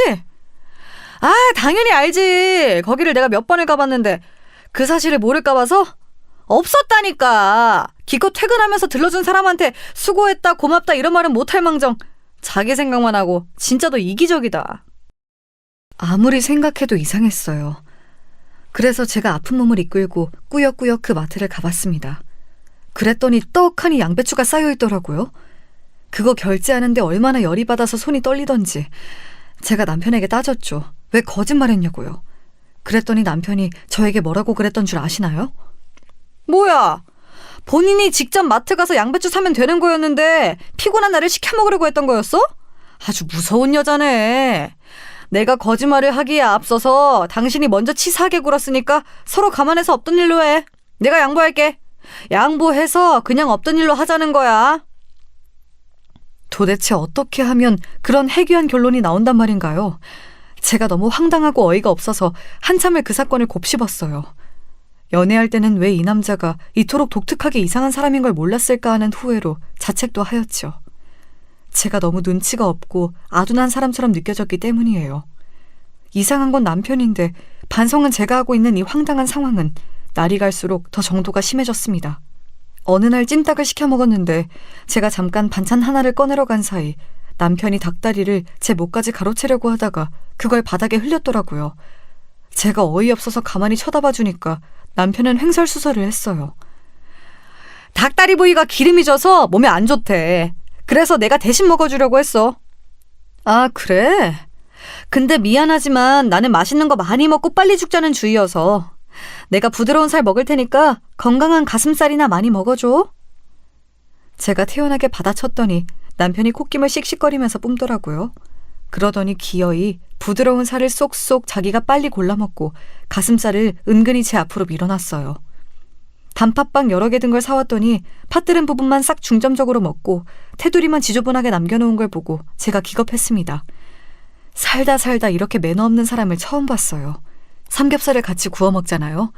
그러면 오돌뼈 있는 부분들은 기가 막히게 골라내서 제 앞으로 밀어줬습니다. 자기는 부드럽고 맛있는 부위만 먹었죠. 무슨 남자가 이렇게 찌질할 수가 있는지 저는 매 순간 믿어지지가 않았습니다. 그뿐만 아니라 같이 대형마트라도 가서 장을 보면 자기는 먹고 싶은 거 싹 다 카트에 담으면서 제가 뭐 하나라도 고르기라도 하면 얼마나 눈치를 주면서 한숨을 땅이 꺼져라 쉬는지 몰랐어요. 그런 거에 계속 반응해주자니 이런 남자랑 결혼한 스스로가 비참해져서 제가 참았을 뿐입니다. 이악 물고 애써 이걸 어떻게 사람 만들어서 데리고 살까 고민하던 어느 날이었어요. 일이 터지고 말았죠. 모처럼 금요일에 저도 아무 일정이 없었고 남편도 그날 연차를 쓰게 되었어요. 대기업이 아니라서 그런 건지 어쩐 것인지 쌓여있는 연차를 소진하라는 압박이 들어왔던 거였죠. 요즘 업무도 안 밀리는 때라서 연차 쓰기에 너무 아까운데 위에서 자꾸 압박을 주니까 별 수 없네. 그래도 주말하고 붙어있는 금요일에 쓰기로 했으니까 그나마 덜 억울해. 당신 혹시 금요일에 따로 할 거 있어? 아니, 별일은 없는데 엄마가 한번 여기에 들르고 싶다고 하셔서 금요일에 오시라고 할까 나 혼자 생각 중이었어. 장모님이? 아니 뭐 오시는 건 상관이 없다지만 왜? 특별히 오실 일이 있나? 특별한 일이 있어야지만 오는 거야? 엄마가 요즘 주변에서 고춧가루하고 매실 엑기스 이런 걸 많이 받으셨대. 그래서 그걸로 반찬 같은 거 자주 만드시는 것 같은데 여보도 알겠지만 엄마 혼자서 그런 걸 어떻게 다 드시겠어. 기껏 만드셔도 혼자 다 못 드시니까 이웃집들하고 나눠 드시는 것 같더라. 뭐? 혼자 소진을 다 못 하시니까 그걸 이웃집하고 나눠 드신다고? 와, 얘기만 들어도 너무 아깝다. 당신 장모님한테 그런 손수 만드신 반찬들 다 보관 잘 하셨다가 우리 좀 달라고 당장 말 좀 드리지 않고 뭐 했어? 엄마가 나한테 그런 얘기를 매일같이 시시콜콜 하시는 건 아니니까 나도 몰랐지. 엊그제 통화하면서 이런저런 대화 나누다가 알게 된 거야. 그래서 내가 안 그래도 반찬 우리한테 주시면 잘 먹을 것 같다고 그런 이야기 드려놨어. 아, 그래? 잘했네. 그러면 이번에 오실 때 반찬들 가지고 오시겠네? 나 좋아하는 반찬도 이왕 오시는 김에 만들어서 가져오시라고 하면 안 될까? 당신이 지금 카톡이라도 얼른 남겨봐. 미역 줄기볶음하고 명태포 조림하고 이런 것들 나 엄청 잘 먹잖아. 당신은 이런 난이도 있는 것들 만들 줄 모르니까 장모님한테 해달라고 하자. 남편이 갑자기 신이 나서 떠들어대는데 저는 왜 이상하게 그 모습이 얄밉게 느껴졌을까요? 메추리알에다 소고기랑 꽈리고추까지 넣은 장조림을 먹고 싶다면서 입맛도 혼자 다시던데 그 대목에서 저는 약간 속이 울렁거렸어요. 상대의 먹는 모습이 그저 음식을 먹는 걸로 보이지 않고 처먹는 것으로 보이면 콩깍지가 다 사라진 거라고 하던데 먹는 게 아니라 단지 먹는 신용을 하는 모습에서도 제 기분이 가라앉은 걸 감지하면서 저는 스스로 위기감을 느꼈습니다. 왠지 제 안에서 남편에 대한 정이 떨어질 대로 떨어진 느낌이었다고 할까요? 결혼이 애들 소꿉장난도 아니고 기분 따라서 이랬다 저랬다 이렇게 굴면 책임감 있는 어른이라고 할 수 있을까? 내 마음을 잘 다스려야겠다. 저는 그때 생각했어요. 저 스스로 남편보다 제가 인격적으로 더 나은 사람이라고 생각을 한다면 그에 걸맞은 자세를 취해야 한다고요. 충동에 져버릴 때도 있긴 했지만 하여간 저는 기본적으로 저급하게 굴고 싶진 않더라고요. 남편이라는 모자란 놈을 데리고 사는 것이 저의 가련하고 어처구니 없는 숙명이라고 그렇게까지 저는 생각해줄 용의도 있었습니다. 이런 저의 대인배적인 면모를 가차없이 날려버린 건 바로 남편 쪽이었어요. 저는 사실 친정엄마에게 남편이 좋아하는 반찬을 따로 만들어달라고 그런 요청을 드리지 않았습니다. 친정엄마가 반찬을 많이 만드시는 김에 그냥 저희 것도 나눠주시는 차원이면 충분히 만족하는 거였는데 굳이 뭘 더 끼웠나요? 어차피 남편은 어떤 음식이건 식탐을 부릴 위인이었기 때문에 특별히 요구하는 반찬이 따로 있다는 것 자체가 저는 너무 웃겼네요. 아무튼 그래서 친정엄마는 당신이 마음 가시는 대로 만든 반찬들을 가지고 저희 집에 방문을 해주셨어요. 참고로 저희 집에 들렀다가 옛날 고향 친구분들을 만나시는 일정도 있었습니다. 그래서 겸사겸사 오신 거였고요. 친정엄마는 절대 저나 남편에게 부담 지우시는 분이 아니었기 때문에 저는 일부러 일정을 그렇게 짜신 거라고 내심 생각도 했어요. 장모님, 저흰 이따가 근교에 새로 오픈했다는 베이커리 카페를 드라이브 삼아서 가볼까 하는데 같이 가시지요. 너무 바로 이렇게 그냥 가시겠다고 하실 줄은 몰랐어요. 그래요, 엄마. 친구분 만나시는 건 시간을 조금 뒤로 미루시면 안 돼요? 기껏 오랜만에 오셨는데 집 더 꾸며놓은 것도 구경하시고 주스라도 한 잔 드시고 그러셔야죠. 아이고, 아니야. 집에 새로 인테리어 해놓은 거 있으면 네가 때마다 나에게 사진 보내줘서 다 봤잖아. 그리고 내가 민기적거리느라 집에서 늦게 나오는 바람에 이미 친구 만나러 가는 시각이 촉박해졌어. 지금 나가면 딱일 것 같아. 반찬이나 얼른 냉장고에다 바리바리 옮겨놔. 오는 길에 햇볕이 좋아서 혹시 반찬이 금방 쉴까봐 노파심이 들더라. 친정엄마가 너무 단호하게 말씀을 하시니까 제가 설득할 엄두가 안 나더라고요. 가급적 이번 달 내로 따로 친정엄마하고 시간 내서 놀러가는 일정을 짜야겠다는 생각을 했네요. 저하고 친정엄마하고 같이 반찬 다 열어서 내용물 확인해보고 소분할 거 있으면 바로 하고 그렇게 했는데요. 반찬들 보고서 제가 깜짝 놀랐어요. 전부 다 정성 가득하게 먹음직스러워 보였을 뿐더러 신기하게도 남편이 좋아하는 반찬들이 있었기 때문이에요. 아니, 이럴 수가. 장모님, 제가 칼칼한 게 들어간 장조림을 먹고 싶어 한 걸 어떻게 하시고 이걸 준비해 오셨어요? 미역줄기 볶음도 있고 감자채 볶음도 있네요. 저 이런 거 엄청 좋아하는데 이 사람이 장모님께 말을 다 해놨군요. 그럼 우리 딸이 장서방 좋아하는 것들을 나에게 다 말해주더만. 내가 자신 없는 것들은 그중에서 빼고 그나마 괜찮은 맛을 흉내라도 낼 수 있는 것들만 조금씩 해봤어. 맛있게 먹어주면 좋겠구만. 친정엄마는 말씀하시면서 자꾸 저를 곁눈질 하셨어요. 역시 눈치 빠르신 친정엄마. 제가 말을 전해드린 것처럼 상황을 잘 꾸며주시더라고요. 저는 괜히 민망해서 모른 척했고요. 남편은 갑자기 입맛을 다시면서 젓가락을 집어들더니 커다란 반찬통에 담긴 그대로 장조림 고기를 집어먹었습니다. 그것도 아주 허겁지겁이요. 보면서 기가 막혔지요. 친정엄마도 약간 당황하신 눈치였어요. 맛있다. 맛있어. 하나도 안 느끼하고 전혀 안 짜네요. 이야, 고급이네. 근데 국물만 찍어 먹어보니까 약간 칼칼한 맛은 좀 부족한 것 같아요. 이게 국물이 탁 칼칼해야 100점 만점인 건데요. 이게 좀 아쉽습니다. 여보, 덜어서 먹어야지. 이게 뭐 하는 짓이야. 침 다 묻잖아. 이러면 금방 맛이 가버리는 거 몰라? 진짜 신경질 나게 100점 만점 같은 소리하고 자빠졌네. 제가 입술 꽉 깨물고 끝말은 최대한 작게 중얼거렸습니다. 제 싸늘한 안색을 살핀 남편이 기분이 상했는지 젓가락을 싱크대 안에 내려놓고서는 몸을 휙 돌렸어요. 토라진 어린아이도 아니고 그 유치한 모습에 저는 또 한 번 기가 막힐 따름이었습니다.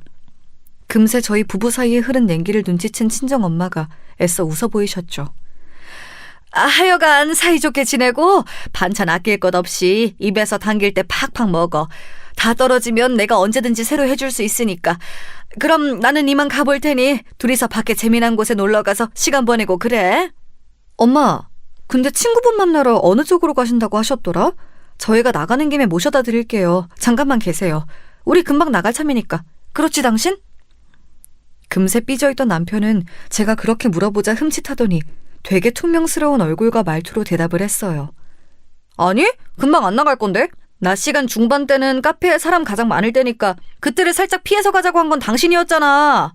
지금 나가면 카페에 사람 한 바가지야. 좀 이따 출발하는 게 나아. 와, 이게 어떻게 제정신 바뀐 어른인가요? 자기 장모 앞에서 이렇듯 눈치 없이 구는 사위는 또 없을 거란 생각이 들면서 순간 정신이 아득해졌습니다. 친정엄마가 뻔히 계시는 앞이니까 제가 너무 창피하고 민망하더라고요. 그런데 친정엄마는 아무렇지도 않게 그저 웃어 보이셨어요. 나는 바로 요 앞에서 버스 타면 돼. 올 때도 그렇게 왔는걸. 버스만 다니는 전용 도로로 가니까 차도 별로 안 막히고 빨리 다녀서 좋아. 그리고 어차피 친구 만나기로 한 곳이 버스 정류장 바로 앞이라서 나는 버스를 타고 갈 생각이었어. 그게 편하고 빨라. 나는 이만 가볼 테니까 둘이서 모처럼 금요일에 재밌는 시간 보내. 친정엄마는 호탕한 미소를 지으셨지만 저는 이미 좀 짜증이 나 있었어요. 그래서 남편 쪽을 강렬하게 째려보았습니다. 멍텅구리처럼 굴 거면 배웅이라도 정중하고 품위 있게 좀 했으면 하는 바람을 담아서 말이에요. 그런데 제 눈총을 받은 남편이 뭔가 생각났다는 듯이 아, 라는 소리 없는 탄식을 뱉어내면서 갑자기 방으로 달려가는 거예요. 그러더니 부스럭거리면서 뭔가 찾는 소리가 들리더라고요. 저는 생각했죠. 남편이 일말의 눈치라는 것은 있어서 친정엄마에게 뭐라도 챙겨드리려고 하나 보다. 이런 당연한 추측이요. 서랍을 연 소리로 판단이 들건데 제 예상대로라면 남편이 자기 지갑을 들고 나와서 친정엄마에게 돈을 드리며 인사를 하는 수순이었습니다. 하지만 잠시 후 남편이 웬 카드 한 장을 달랑 들고 나왔어요. 제가 깜짝 놀랐죠. 저 인간이 우리 엄마한테 자기 카드를 아예 드리려고 하나? 그렇게 통이 크다고? 웬일이래? 사람 다시 보인다. 제가 애써 호선을 그리려는 인매를 억누르면서 친정엄마를 현관으로 함께 배웅해드렸어요. 자연스레 남편이 그쪽으로 왔고요. 저는 이제 제 눈앞에 펼쳐질 훈훈한 장면을 기대하고 있었는데 정말 놀랄 노짜인 상황이 제 눈앞에 펼쳐지고 말았습니다. 남편의 손에 들린 카드에서 영어 알파벳 T자를 발견했을 때부터 심상치 않았죠. 장모님, 드릴 게 있어요. 이거 가지고 가세요. 제가 전에 쓰던 건데 티머니 교통카드예요. 선물로 그냥 드리려고요. 그래, 장서방. 교통카드 정말 유용하지. 그런데 이거를 나를 준다고? 장서방이 지금 안 쓰는 카드인가? 저는 이제 교통카드 쓸 일이 있으면 당연히 신용카드 사용하죠. 요새는 다 겸용으로 기능이 나오니까요. 제가 굳이 생색을 내려는 건 아닌데 장모님, 교통카드 이거 따로 사려고 하면 돈 3,000원인가 따로 드는 거 아시죠? 제가 이거를 그냥 드리는 거고요. 그 안에 돈도 들었어요. 상상도 못해본 전개 앞에서 제가 할 말을 잃었습니다. 교통카드요? 저의 친정엄마에게 이런 상황에서 교통카드를 드린다고요? 무슨 심부름 보내는 초등학생에게나 줄 것 같은 물건 아닌가요? 교통카드를 드린다는 발상 자체가 저는 믿기지 않았고 놀라웠는데 일단 친정엄마는 그걸 얼떨결에 받아드셨어요. 안에 돈도 들었다니 이거 너무 유용한 건데 장서방이 이걸 나를 줘도 되나 모르겠네. 뒀다가 장서방이 필요할 때 쓰지. 아닙니다. 오늘 이렇게 맛있는 반찬들 바리바리 싸서 와주셨는데 이 정도는 기본이죠. 버스 타고 가신다 하셨죠? 제가 그 교통카드 안에 얼마가 남아있는지 아주 정확히 몰라요. 이것 하나는 진짜 분명하게 알아요. 1,300원은 반드시 있습니다. 지하철? 버스? 어느 것이든 고민하지 않고 타실 수 있어요. 그렇구만. 내가 아무튼 지금 시간이 촉박해서 얼른 가봐야겠네. 이 말도 안 되는 촌극을 친정엄마는 촉박함을 핑계로 빠져나가셨습니다. 저는 그때 무슨 정신으로 친정엄마를 배웅했는지 정말 모르겠어요. 자세히 기억도 안 나요. 머릿속이 뒤죽박죽이었고 분노로 심장이 터질 것만 같았거든요. 제가 친정엄마에게 택시를 권했지만 버스가 더 빠르다고 하시며 마침 앞에 도착한 버스를 타고 떠나셨어요. 저는 그 모습을 멍하게 쳐다보다가 집에 다시 올라가서 남편하고 대판 붙었습니다. 미친 거 아니야? 교통카드? 1,300원? 장난해? 지금 싸우자는 거야, 뭐야? 왜 이렇게 화를 내? 필요하신 걸 내가 적절하게 드렸는데 그게 뭐 그렇게까지 잘못되었어? 얼마인지 그런 것에 초점을 맞추지 말고 정말 실용적인 건지 아닌지 그걸 봐야지. 무식하고 싶으면 그냥 무식하기만 해. 왜 쓸데없이 그럴싸하게 입까지 놀리려 들어? 뭐? 얼마인지 초점 맞추지 말고 실용적인 건지를 보자고? 알았어. 라면 좋아하니까 내가 그럼 생일날에 육개장 사발면 1개 사줄게. 컵라면보다 실용적이고 안성맞춤인 것도 드물잖아. 안 그래? 왜 얘기가 그렇게 튀어? 내가 분명히 말하는데 나는 최소 1,300원에다가 교통카드까지 같이 드린 거야. 혹시라도 1,300원이라고 금액을 축소할 생각하지 마. 그리고 네가 뭔데 사람 보고 그렇게 쉽게 무식하다고 해? 너 지금 장모님 왔다 가셨다고 기세가 아주 등등한가 본데 나도 우리 엄마 앞에서는 기세등등한 아들이야. 딱 거기까지 듣고 저는 의욕을 상실해버렸어요. 바보 천치를 이겨먹고서 기뻐하는 사람은 없잖아요. 똥이 더러워서 피하는 거지 무서워서 피하는 사람도 없고요. 그렇다는 생각으로 저는 남편 앞에서 고개를 절레절레 흔들었습니다. 제가 생각하고 판단한 것 이상으로 남편이란 작자는 엄청난 인물이었어요. 이렇게 찌질하고 그릇이 간장 종지만한 남자를 찾는 것도 참 힘들 것 같더군요. 어쩌다가 제가 이런 남자하고 결혼까지 하였는지. 통단의 웃음이 나왔습니다. 제가 허탈해서 자꾸 웃어대니까 남편이 혀를 끌끌 차더니 자기 검지손가락을 뻗어서 그걸 머리 위로 빙빙 돌리더라고요. 저보고 미쳤냐는 표시였죠. 진짜 어이가 없었습니다. 누가 누굴 보고 미쳤다고 하는 건가요? 내가 진짜 어쩌다가 이런 남자하고 평생을 살겠다고 결혼을 한 건지 내 발등 내가 찍었구나 싶어서 내 자신에게 혐오감마저 들 지경이야. 뭐라고? 너는 말을 뭐 그딴 식으로 하냐? 결혼해서 이득 본 건 너고 어디 가서 네가 나만한 남자를 다시 만날 수 있는 것도 아닌데 나는 네가 대체 뭘 믿고 이렇게 배은망덕하게 구는지를 모르겠다. 너 허세 좀 그만 부려. 제발 헛소리 좀 작작해. 배은망덕이 무슨 의미인지 대관절 알고나 쓰는 거야? 이 무식하고 저급한 인간아. 됐어. 이제 다 필요 없고 나는 너 같은 놈하고 더 이상 부부라는 이름으로 못 사니까 갈라서자. 식탐 부리면서 이기적으로 굴 때부터 알아봤어야 했는데 진작 이렇게 했어야 했는데 물은 내 자신이 너무 원망스러워. 고작 이런 일 가지고 갈라서자는 말을 하는 것 자체가 네 인성의 바닥을 보여주는 것 같다. 너는 왜 이렇게 성격이 더럽냐? 너 같은 성격 파탄자가 나하고 이혼하면 다시 결혼이라는 걸 할 수나 있을 것 같아? 남편이 저를 막 비웃더니 갑자기 걸려온 전화를 받으러 자리를 떠버렸습니다.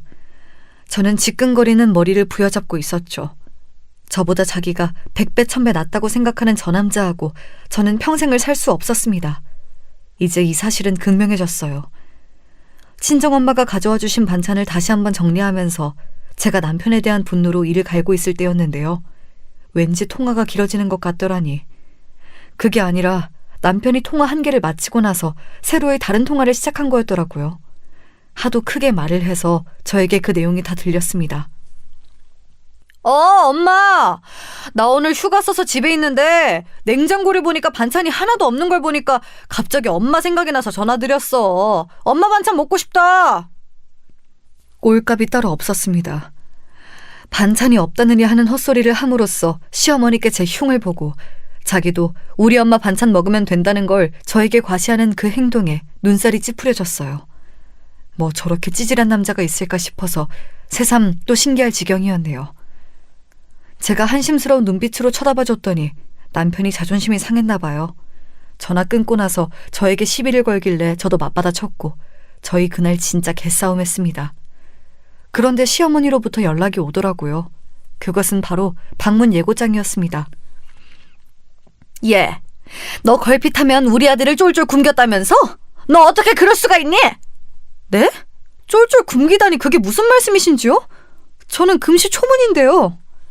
네가 냉장고 텅 비워가면서 우리 아들 굶긴 거 아니니? 내가 이미 다 들었어. 어머님, 사람이 쫄쫄 굶으면 죽어요. 그런데 어머님 아들 아직 멀쩡히 살아있고 오늘 출근도 했습니다. 살아있다고요. 말하는 꼬라지 좀 봐라. 너는 애가 왜 이렇게 거침없이 싸가지가 빈약하니? 우리 아들이 대체 무슨 잘못을 그리 저질렀다고 너처럼 되바라진 여자를 만났는지, 나는 또 무슨 업보가 있어서 이런 며느리를 둔 것인지 기 한번 못 펴고 사는구나. 네? 기를 못 펴요? 누가요? 어머님이요? 아니면 어머님 아들이요? 제 생각엔 양쪽 다 아닌데?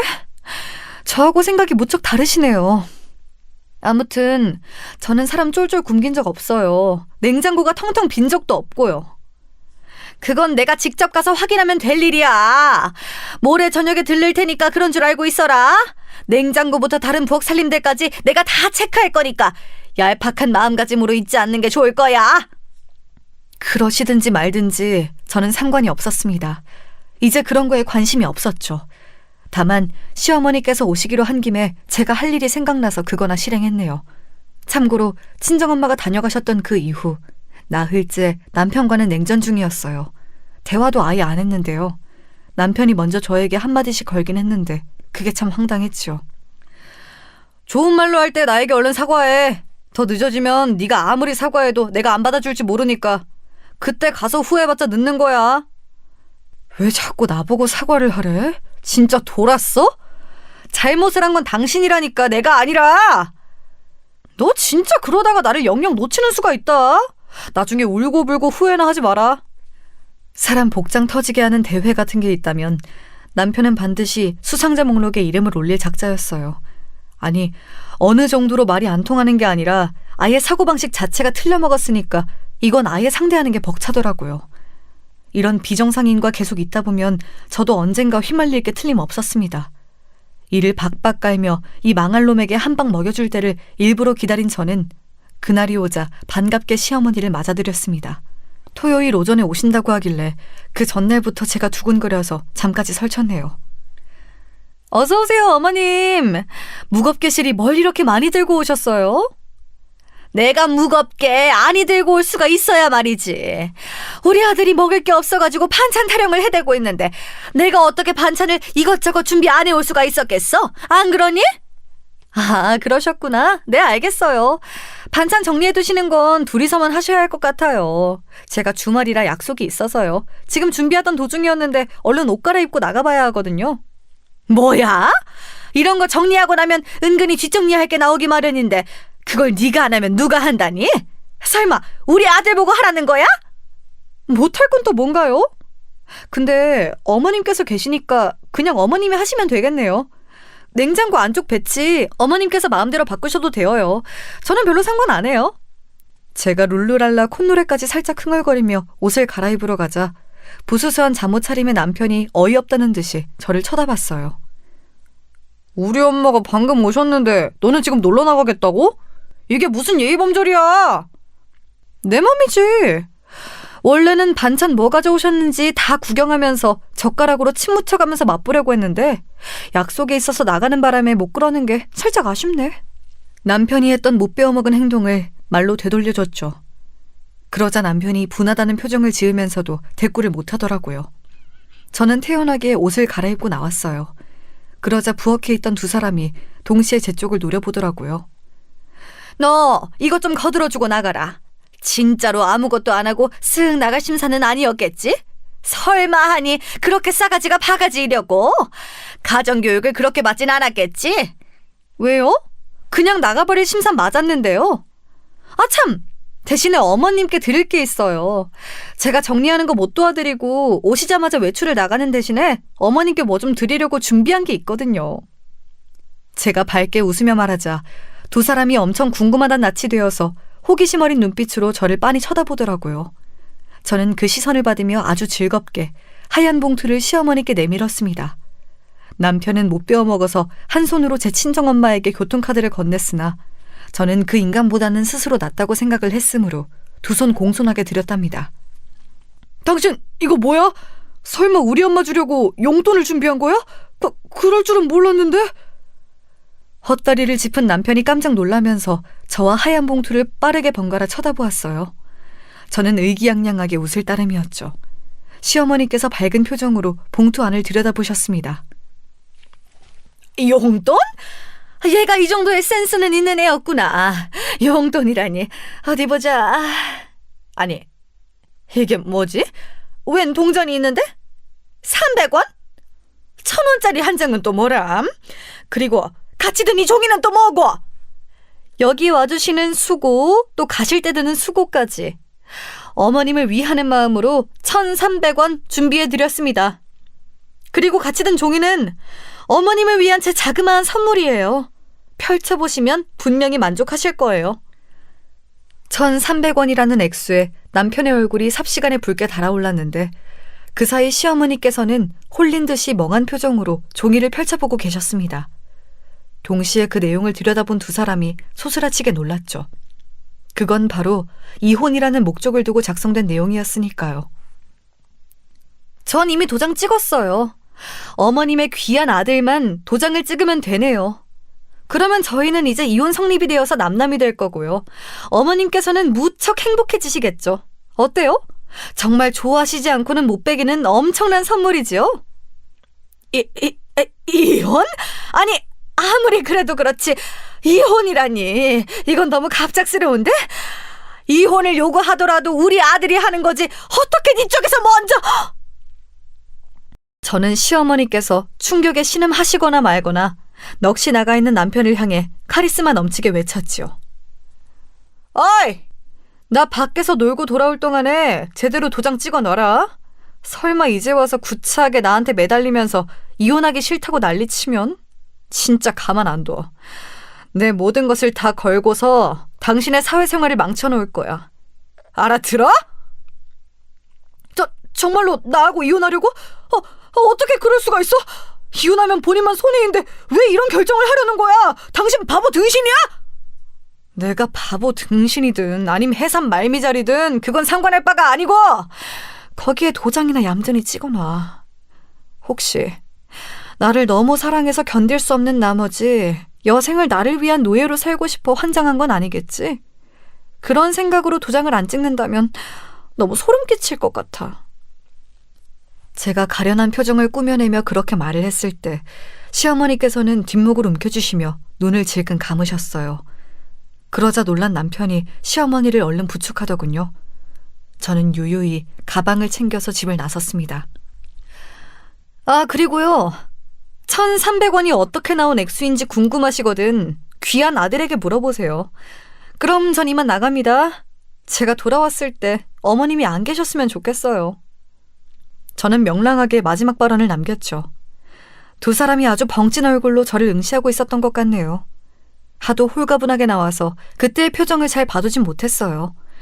저는 그날 친정엄마와의 약속이 있었습니다.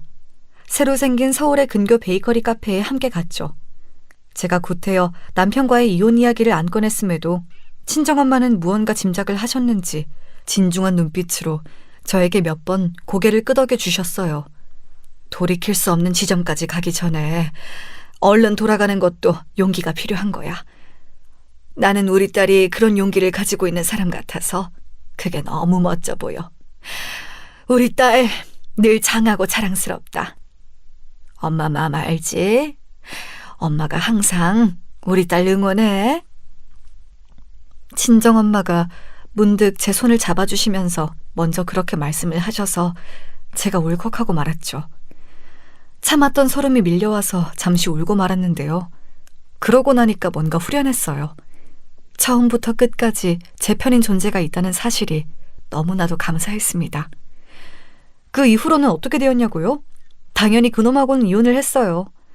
그놈은 자존심 때문에 이혼 도장을 찍어주었습니다. 네가 그렇게 나오면 내가 쫄아서 도장 못 찍을 줄 알고? 내가 꼬리 내리고 양보해줄 거라고 생각한 모양인데 어림도 없어. 그렇구나. 그래서 이혼 도장을 찍어줬구나. 고마워. 한결같이 찌질해줘서. 어느 부분 하나 빠지지 않고 고르게 찌질한 사람이라 처음이자 마지막으로 다행이란 생각이 드네. 뭐야? 너 분명히 한 달도 안 돼서 후회할 거야. 나한테 돌아와 달라고 보나마나 매달릴 생각만 하게 되겠지. 그런데 나는 너 없이도 잘 나갈 남자이고 인기도 많아서 훨씬 성공할 테니까 그때 가서 너만 후회하는 거고 나는 부족한 거 하나 없이 살 거다. 아, 그러셔? 누가 들으면 재벌 3세 혹은 엄청난 엘리트인 줄 알겠어? 전부터 생각한 건데 왜 그렇게 쓸데없을 정도로 근거 없는 자신감이 넘쳐? 그런 걸로 어디 대회라도 나가봐. 상금 탈 것 같으니까. 아, 정말 그렇게 되어도 연락은 하지 말고. 근황 따위 영원히 안 궁금할 거거든. 그렇게 어찌 보면 치졸한 막이 내렸어요. 한때는 즐거운 연애를 하였고 서로가 진짜 사랑이라고 믿어서 결혼까지 했던 사이인데 끝은 순식간이더라고요. 게다가 끝맛이 좋지 못했다는 점에서 정말 씁쓸하였습니다. 뭐든지 좋게 끝내기란 어려운가 봐요. 이혼하고서 저는 일에 더욱 몰두하였고 제 주변 사람들을 더 챙기기 시작했어요. 친정 아빠와 오빠, 그간 교류가 거의 없이 살았기 때문에 어색하고 겸연쩍은 사이였는데 제가 용기를 내어 먼저 자주 연락도 하고 그랬습니다.